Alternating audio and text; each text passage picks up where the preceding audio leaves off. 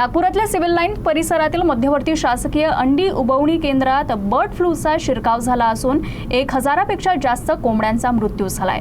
भोपाळ येथील national institute of high security animal diseases या प्रयोगशाळेनं संसर्गावर शिक्कामोर्तब केलाय।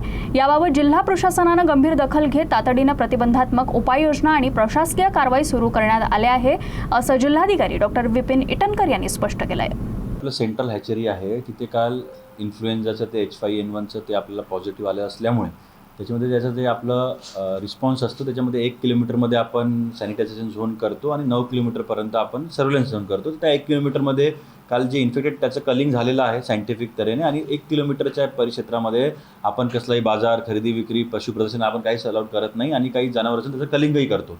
आणि 9 किलोमीटरमध्ये आपण सर्व्हिलन्स करतो की काही सॅम्पल घेणे की असे सिम्पटम अजून काही जनावरात त्या कोंबड्यांमध्ये वगैरे नाही आहे। ते ऑलरेडी काल आम्ही सुरुवात केलेली आहे, जे त्या हॅचरीमध्ये 30-40 बर्ड्स त्यांचं आपण कलिंगही केलेलं आहे आणि 1 किलोमीटरमध्ये आता कारवाई सुरू झालेली आहे। त्यामुळे याच्यामध्ये घाबरण्याची काहीच गरज नाही आहे। आपण 21 दिवसापर्यंत ही कारवाई आता करत राहू, कारण आपण त्या सेंट्रल हॅचरीपासून 1 किलोमीटरचा इन्फेक्टेड झोन आणि 9 किलोमीटरचा सर्व्हिलन्स झोन हा डिक्लेअर केलेला आहे आणि आमचं ॲनिमल हजबंड्री डिपार्टमेंट त्या हिशोबाने जे SOP नुसार काम करत आहे।